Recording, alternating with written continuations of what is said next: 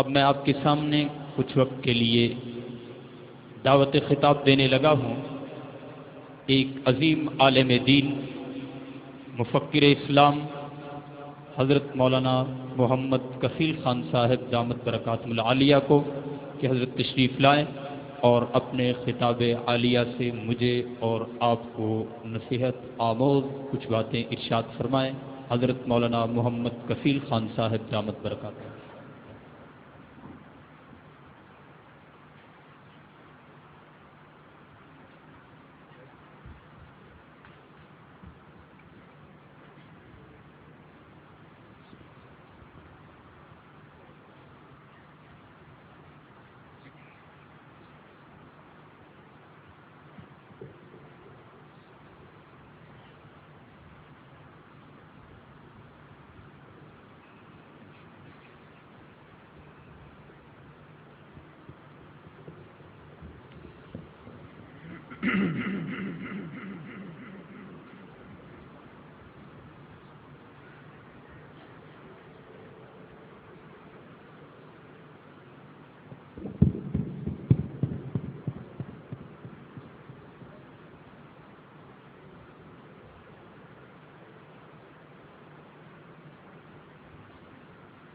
نحمده ونصلي على رسوله الكريم اما بعد فاعوذ بالله من الشيطان الرجيم بسم الله الرحمن الرحيم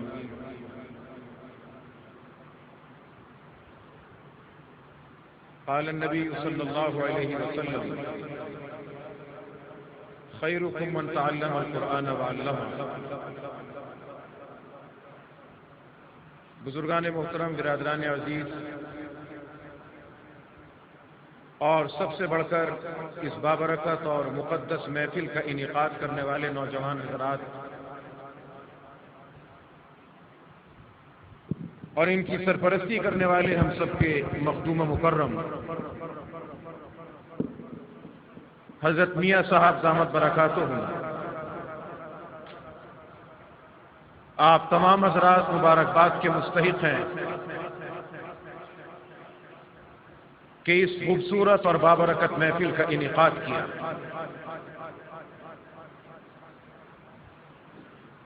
حضرت قاری تھانوی صاحب دامت برکاتہم العالیہ نے جس خوبصورت انداز میں قرآن کریم کی تلاوت فرما کر ہم سب کے قلوب و اذہان کو منور کیا،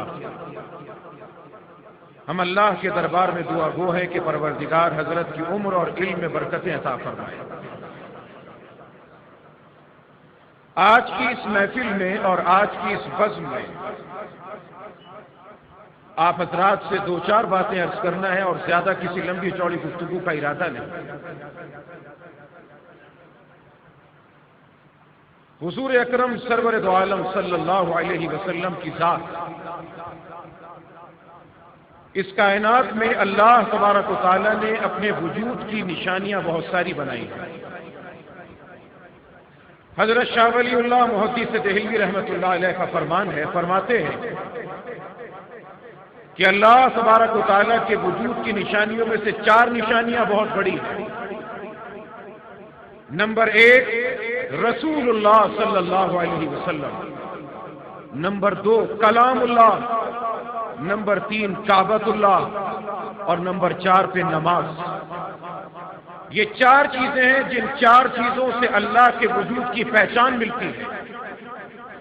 اور آج کی اس محفل میں قرآن کی تلاوت بھی ہے، آقا علیہ الصلاۃ والسلام کا ذکر بھی ہے۔ یہ دو نشانیاں ہیں اللہ تبارک و تعالیٰ کے وجود کے پہچاننے کی، اور اللہ کی ذات کی پہچان رسول اکرم علیہ الصلاۃ والسلام اور قرآن کریم کے ذریعے اللہ نے ہم کو عطا فرمائی، اور قرآن کا اور رسول کا پتہ پروردگار عالم نے اپنے نیک بندوں کے ذریعے ہم کو عطا فرمایا۔ اور آج کے اس دور پرفتن میں جہاں پر جگہ جگہ جا بجا فتنوں کا دور ہے، اس فتنے کے دور میں ایک چیز جس کو بڑی شدت کے ساتھ لوگوں کے ذہنوں میں جمایا جا رہا ہے، اور وہ جمائی جانے والی بات یہ ہے، آپ حضرات اپنی نسبتوں کے اوپر شرمندہ مت ہوا کیجیے، اپنی نسبتوں کے اوپر فخر محسوس کیا کیجیے۔ اللہ تبارک و تعالیٰ نے آپ کی نسبت روحانی طور پہ جوڑی ہے دارالعلوم دیوبند کے ساتھ، اور آج کے موجودہ دور میں فتنوں کے ساتھ ایک فتنہ بہت شدت کے ساتھ یہ ذہنوں کے اندر، فکر کے اندر تقریراً تحریراً اس بات کو پیوست کیا جا رہا ہے کہ معاذ اللہ خاکم بدہن اکابرین علماء دیوبند کا اور عشق رسالت کے درمیان کوئی جوڑ نہیں تھا۔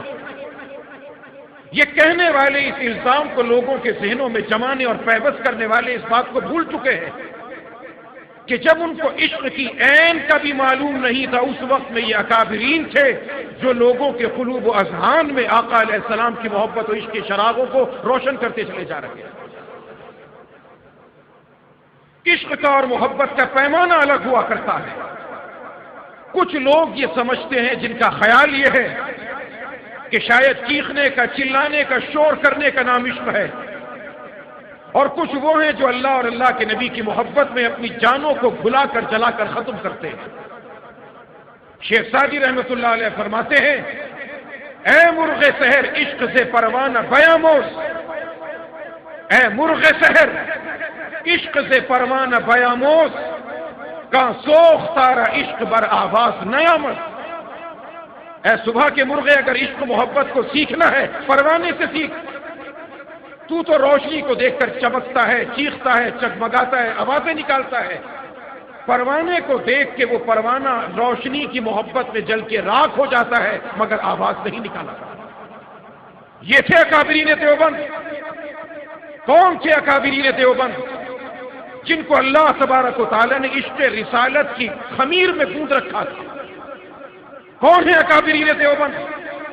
یہ دارالعلوم دیوبند کے بانی مولانا قاسم نانوتوی صاحب رحمت اللہ تعالی علیہ بے شمار اشعار ہیں، اللہ کے دربار میں امید پیش کرتے ہیں۔ امیدیں لاکھوں ہیں لیکن بڑی امید ہے یہ، جیوں تو ساتھ سگانے حرم کے ساتھ پھر۔ یہ دیوبند کا بانی کہتا ہے کہ مولا کریم مجھ کو زندگی ملے تو مدینے کے کتوں کے ساتھ پھر، مروں تو کھائیں مدینہ کے مجھ کو موجائیں کرتے ہیں۔ صبح کے وقت میں سپارہ یاد کرتے تھے، رات کو سنا دیا کرتے تھے۔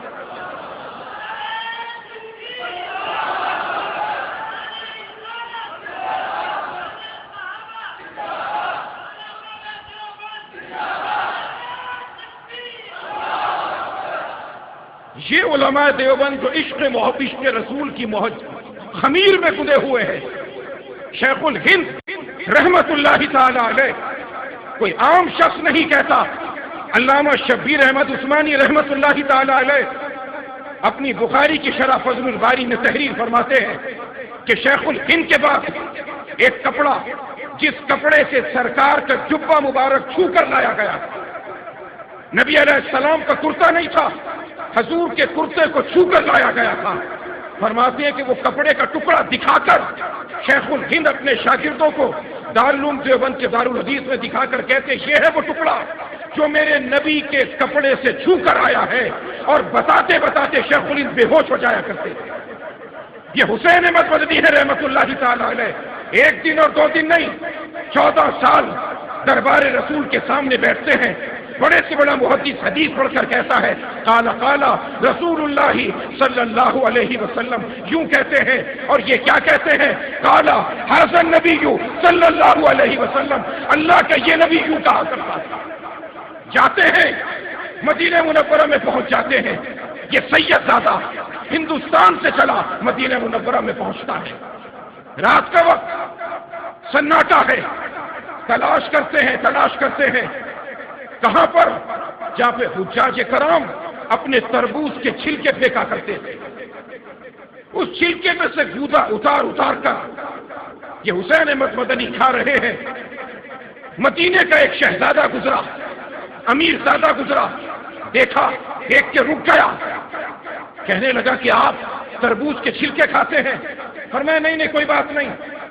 اس نے کہا پہچان گیا میں، بتائیں کہ کتنے دن سے کھانا نہیں کھایا؟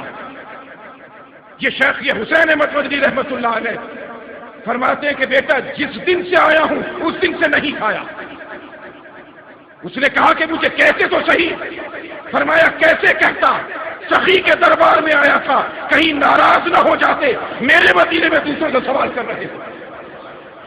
منتظر تھا میں کہ جن کی باتیں پڑھنے پڑھانے کے لیے آیا ہوں وہی میری مہمان نوازی کریں گے۔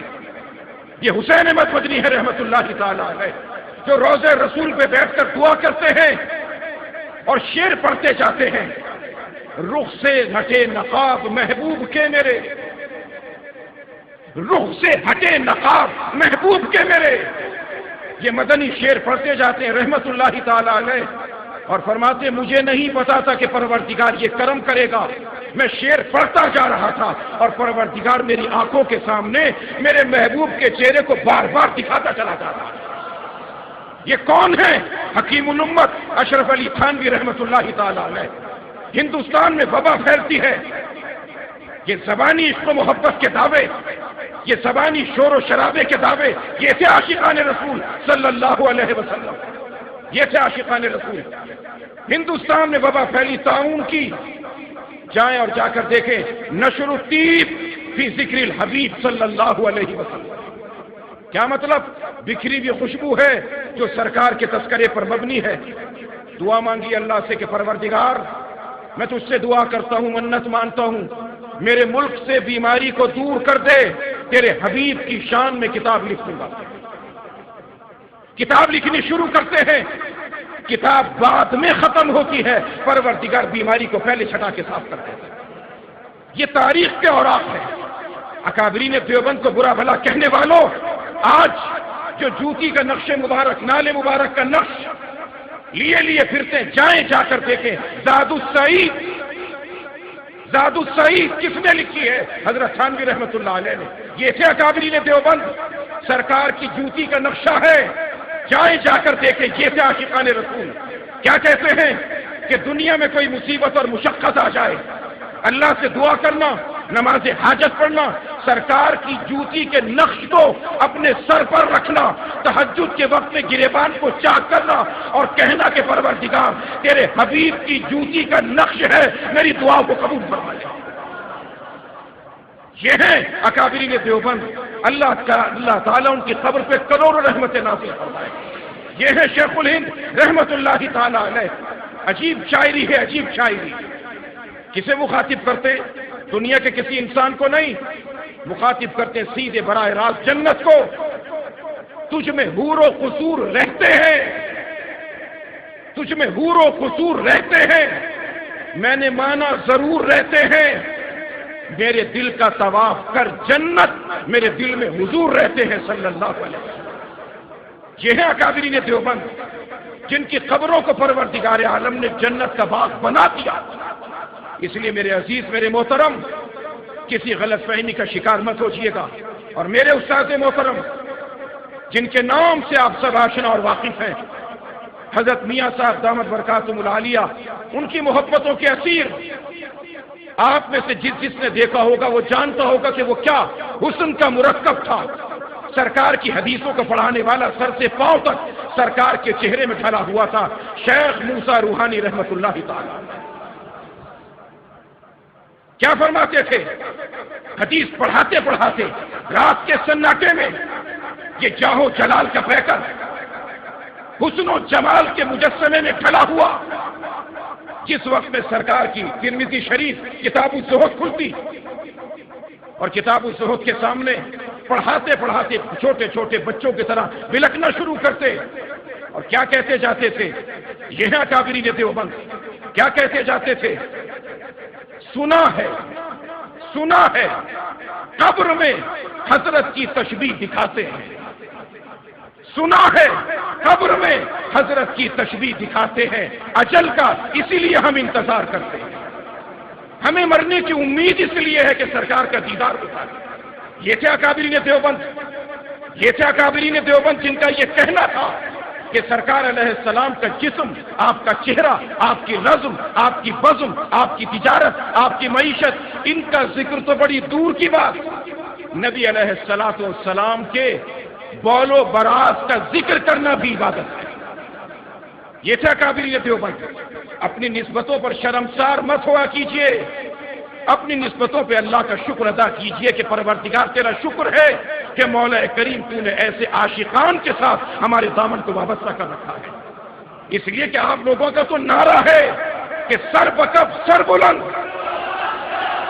سر بکف سر بلند، سر بکف سر بلند، یہ آپ کا نعرہ ہے۔ آپ نے آخری وقت تک سر بکف بھی رہنا ہے اور پروردگار نے آپ کو سر بلند بھی کرنا ہے۔ آپ علماء کی شہادت سے گھبرائیں مت، انتظار میں لگ جائیں۔ پروردگار عالم نے اس قافلے سے وابستہ کر دیا ہے، کسی کی شہادت پر آنسو مت بہائیں، یہ قافلہ رکنے والا نہیں۔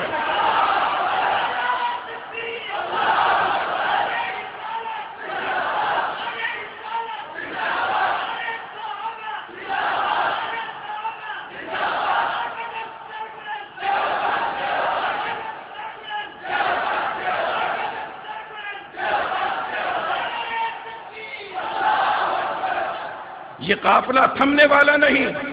کسی ایک یا دو شہادتوں سے اگر قافلہ رک جاتا، نہ جانے دیوبند کا نام کب سے مٹا دیا جاتا۔ آپ نسبتوں پہ فخر محسوس کریں۔ ارے آپ اپنی جان کو، حضرت میاں صاحب یہی تو سبق دیتے ہیں، یہ مسجد صرف عبادت گاہ نہیں ہے، یہ خانقاہ بھی ہے، تعلیم گاہ بھی ہے، درس گاہ بھی ہے، شہادت گاہ بھی ہے۔ میں نے اسی مسجد کے اندر میاں جی کے والد صاحب حضرت مولانا ابراہیم صاحب رحمت اللہ تعالی علیہ، میرا اس مسجد سے 4 نسلوں کا تعلق ہے۔ حضرت کا آخری وقت، بڑھاپے کے وقت میں مجھے یہ سعادت ملی کہ گرمی میں حضرت فرماتے تھے میری کمر کھجاؤ۔ جب کمر کھجائی، خدا کی قسم بارہا دیکھا کہ کمر پہ اتنے بڑے بڑے کالے نشان تھے، اتنے بڑے بڑے کالے نشان۔ بچے انہیں پیار سے بابا جی کہتے تھے۔ جلال تھا، پوچھا تو ڈانٹ دیا، کئی مرتبہ کے بعد پھر پوچھا تو بتایا کہ بیٹا کوڑے پڑے تھے، ڈنڈے پڑے تھے، یہ ان کے نشان ہیں۔ یہ تو ایک تھے ہمارے سامنے۔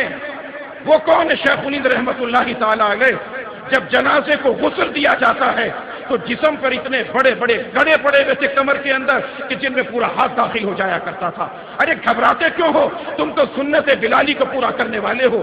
تمہارے اکابرین کے سر پر شہادت کا تاج اگر سجتا ہے، گھبراؤ مت، ڈرو مت، پروردگار عالم کے دربار سے تم لائن میں لگ جاؤ۔ وہ کون کھڑے ہیں؟ بلال حبشی کھڑے ہیں استقبال کرنے کے لیے۔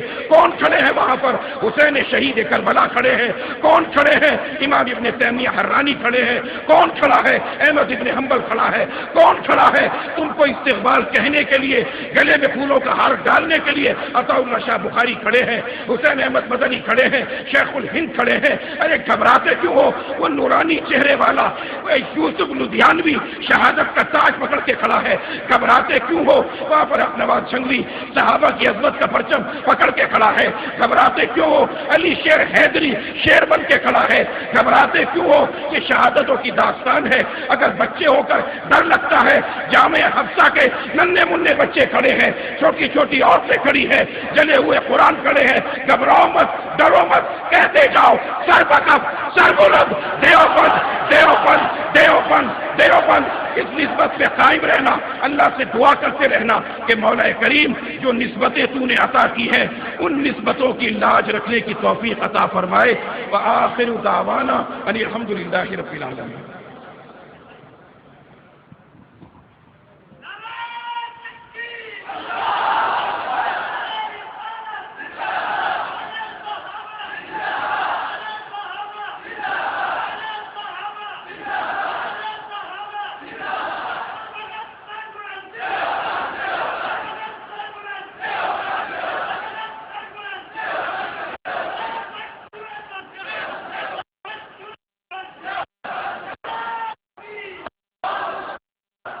دیوبند انور دینا لی، دیوبند دینا کی تجلی توحید کی معاصر زمانہ۔ قاسم سوئے مدنی جہاں لیٹے، اس خاک میں محفوظ ہے ملت کا خزانہ۔ ابھرے نہ کبھی، ابھرے نہ کبھی ہند میں دیوبند کا سورج، ڈھونڈا ہے کئی بار فرنگی نے بہانا، لیکن کسی کے روکے حق کا پیغام کب رکا ہے جو اب رکے گا؟ چراغ ایمان تو آندھیوں میں جلا دیا ہے، جلا کرے گا۔ دبا سکو تو صدا دبا دو، بجھا سکو تو دیا بجھا دو، صدا دبے گی عصر ہوگا، دیا بجھے گا سحر ہوگی۔ خطاب فرما رہے تھے خطیب اہل سنت والجماعت نامور عالم دین حضرت مولانا محمد کفیل خان صاحب دامت برکاتہم